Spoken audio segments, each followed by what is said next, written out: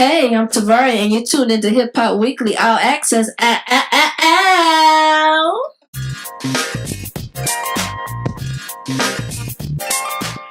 Okay, Hip Hop Weekly All Access. This is your girl Brianna, and we are here live in the building tonight with the one and only Tarvoria. Yeah. How's it going? I'm doing good. It's going great. Okay. Well, welcome to Hip Hop Weekly. Introduce yourself. I'm Tarvoria. I'm an R&B artist, singer, songwriter, an entrepreneur, and, just a humble spirit. Okay. Nice. So we're going to just definitely get into it with you. You have an extensive lineup, and we're going to start out with your single and project. Okay. Right now, I have a new song out called Say It. It's produced by Stroud. Everybody knows Stroud. And you can get it on Spotify, streaming everywhere. It's pretty much an R&B ballad. It's getting back to what I was known for, making music that make you feel good. You know what I mean? R&B music. It's a little bedroom banger, so you can kind of get into it. Okay. So how long have you been in the music industry? I've been in the game for a while. It has definitely not been an overnight success for me. So I've grind myself, still grinding and trying to make my way to where I need to be. Okay. Just doing a little research on you. You have your project, Missy J. Blige. Mm-hmm. How did you come up with that concept? People always often compare me to Mary J. Blige or to Missy. I think that Missy comes from my everyday swag, the way I dress, the way I kind of carry myself. So I'm often mistaken for a hip hop rap artist. But my roots are R&B. I grew up singing in church, all my life, and the music that I like to create records that relate to us on the everyday basis. So that's where kind of like the Mary J. Blige, I sing a lot about what I go through. You know what I mean? So, and that's pretty much what what built Mary's career. You know what I mean? Right. So I kind of intertwined both of those and creatively put my own spin on everything. Okay, I can see that. I can see a mixture of both, because actually Missy and Mary are two of my favorite artists. Yes, they're my favorite artists. Okay, I can definitely see that in your style. Thank you. Who are some of your mentors in the music industry, and who would you like to work with in the future? Mentors.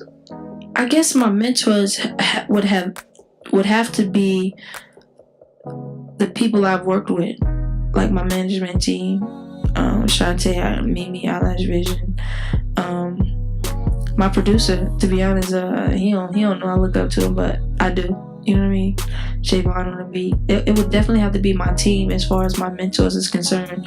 As far as people that I want to work with, I want to work with everybody. You know what I mean? I'm looking forward to working with T-Pain soon.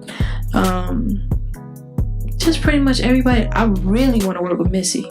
Like, that's like the ultimate. You know what I mean? If you get that opportunity, call me. Most definitely.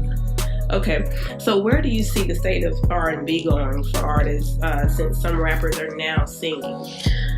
I don't think R&B is ever gonna die. You know what I mean? No matter how the genres cross with the rap artists and the singers, true singers, I don't think R&B ever. I think right now, to be honest, I think R&B is at its all-time high. Although real singers are not getting the shine that they should. You know what I mean?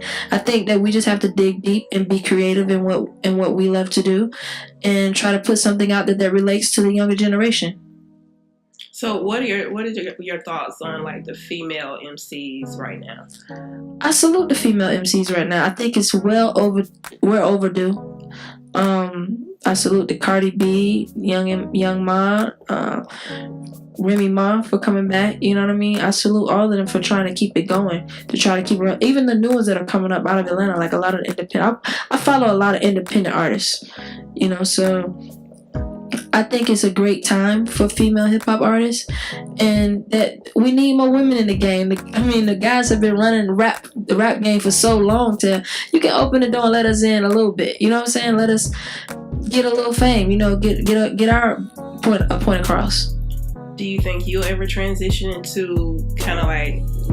I know you're an R&B singer. Mm-hmm. Do you think you'll mix rap into that? I do it now. Like I'm heavily hip hop driven because coming up in the music industry, I did a lot of hooks for rappers. So a lot of my R&B music is hip hop based. So I'm kind of like the hip hop R&B artist. Okay, who have you done hooks for? Plies, Trick, Gucci, Waka, like some of everybody. Some of the greats. Okay. So. All right. So, like you said, French Montana. Okay. Who else? Oh yeah, Rico Barrino. I mean, if we're gonna say R&B artists, Rico Barrino, Monica. It's just time for me to put some new hooks out there now. Okay. All right. So, you mentioned earlier that you're gonna be working with T-Pain. I'm looking forward to it. We just relinked. It's Florida family. Okay. So I'm really looking forward to that. So I ain't gonna count my blessings before they hatch, but okay. I'm really looking forward to that. Him and Missy, they definitely on my checklist this year. So, and then we have it. Him and I have not recorded. And I was just telling him, we were just talking about this the other night. I was like, bro, we haven't recorded a record together since back when you was with Jim Johnson when you first came out. And he was like, just pull up to the studio. So I'm looking forward to it. So who else do you aspire to work with? Definitely would love to write some records for Mary J. Probably get back in touch with my writing side as far as writing for other artists. So the spectrum is really broad. I just aspire to be great and perfect being a better me, whether that's in me being a singer, me being a songwriter, or me being a businesswoman. So I just want to work with everybody that's willing to open the door and give me a chance to see what I got to offer. What is your process in your flow, your lyrics? My process, Mimi likes to say I hit them hard with that first line. So I think I don't really have a formula to say. I pretty much just go based on what the beat tells me. What you're feeling what I'm feeling at the moment. Like, now there are some times, like back in the day, I used to write in my sleep and I could come up with the whole record. And then I'd be like, Javon, I got this idea. You know what I mean? So and with all the chaos that's surrounding me, that is actually starting to come back. So sometimes I just have ideas and then I just make a record about it. You know what I mean? So, and to be honest, if I had to say what my formula was, it's my everyday living. Me being a barber, I hear so many life stories. Being in the shop, being in the salon atmosphere, you encounter with other people's problems and issues and what they go through. And sometimes we discuss how that relates to each other. And that's how I come up with my music. Okay. Let's go back a little bit. You said you've done some hooks for Plies. Remind us what you did. Well, you can YouTube Probation, a record I did with me, myself, Gucci, French Montana is on that record. I did some writing for Plies back in the day. I remixed the Confessions when he first came out, his first mixtape a long time ago. I Ain't Trying to Hear It by Monica and Dirtbag. I wrote that record. Wow, it's been so many years ago. It's just so much. Several records with Waka during the time I was over at my last label, and just go on YouTube and Google me, Tarvoria. I got a record with Rick Ross out there called Whipping the Bass we did years ago. So Iceberg, Let Me Hunt You with Iceberg. Oh my God, it's so much old music out there. It just goes on and on and on. That's some great stuff. Thank you. So congratulations on your nonprofit organization. Yeah, thank you. Talk a little bit about that. Well, you are the first to know about it. Okay. So my grandmother used to tell me, and I used to hear this a lot from my elders, that you never know. It takes certain people a lifetime to really figure out what your purpose is in life. And growing up as a child, I was raised by my grandmother. My grandmother was a nurturer, and I couldn't. And for years, I fought like, why I'm always helping people. You know what I mean? I always put everybody else before me than I do myself. Now, the situations that grew up in my household, My brother's aged out of foster care. My mother was on drugs. I seen her deal with abuse. I've dealt with abuse, and I realized that it was so crazy. It was like right before Christmas when it hit me. I was like, dang, I know what my purpose is. Maybe, and what the crazy part about it is, I realized that my purpose was to help other people fulfill their dreams through my relationships. You know what I mean? Like, I've been able to, the last 4 years I took my family in and I've helped all of them get jobs, fulfill their own dreams. My brother's now, he wanted to be a truck driver. He got his CDLs. I sent him off. Now he's driving trucks. You know, one of my brothers was homeless. He wanted to buy his dream car. I helped him do that. And not only just my family, just friends around me, even some of my clients, I've helped them get jobs and fields that they wanted to work in. So I decided to create the Dream Makers Foundation. In the Dream Makers Foundation, we cater to children that have aged out of the foster care system, young adults that have aged out of the foster care system, and women and children from battered and abused families. The goal is, I feel like that people will be more successful in life or be more happy in life if they're able to fulfill their specific dream. And that could be, sometimes we get frustrated as people working a 9 to 5. Like, I watch my brother work through damn near 100 temp agencies, working $8 an hour jobs, you know, just trying to fulfill his goal of being a truck driver. You know what I mean? So, but until he got into that position, he failed his test like 3 or 4 times. Everybody was turning him down, and I saw doors close.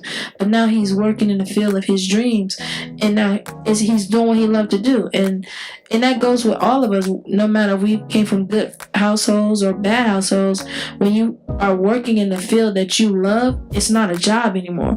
It's like, I wake up because this is what I love to do. You know what I mean? I'm not stressed about keeping a roof over my kids' head. And a lot of these women, I feel like they've been sheltered into bad relationships, bound into bad relationships with men that are abusing them, because the man most likely is taking control over the household. I mean, he's got her in bondage in the fact that he's paying all the bills. What she's wearing comes from his finances. You know, all she's doing is cooking and cleaning and taking care of kids. But you know, some women come from that culture, you know what I mean? But I want to instill their independence and their entrepreneurship. So Dream Makers Foundation is really going to show them, help transition them from their current situations to their dream situation. You know, give them a stronger outlook on life, teach them financial training, you know what I mean, stability, teach them about credit, things that we don't learn in school, you know what I mean? Right. And like, you don't have to be dependent upon somebody to be successful. Your biggest success lies within you. Right. So, well, kudos to you. And how can the people join your organization? Well, dreammakersfoundation.org is our website. I have not officially launched a website yet. Okay. I haven't officially launched the organization. We just got our 501(c), so we are an official 501(c) nonprofit organization. But I will be making an announcement sometime this summer. I plan on doing it when we do our groundbreaking ceremony, because we'll be building safe houses for these women and children in the Forest Park area. And we're going to do a big benefit launch concert, and my goal is to bring the political realm and my entertainment industry friends together for one night to help these individuals. Amazing. Well, let everybody know your social media handles, how we can reach you, anything else you're trying to promote that I didn't ask you about. Cool. Well, you guys know you can always follow me at Tarvoria. So that's my personal page. My nonprofit organization is at Dream Makers ATL. That's Dream Makers with a Z. Make sure you don't forget the Z. And it's a reason why I use Z in all my businesses. It's because the Bible says the first shall be last and the last shall be first, and the Z is the last letter of the alphabet. So you can follow Premier Faders, which is FADERZ, as my barber brand. So nice. Any shout outs you want to give? Oh, shout out to Eyelash Vision.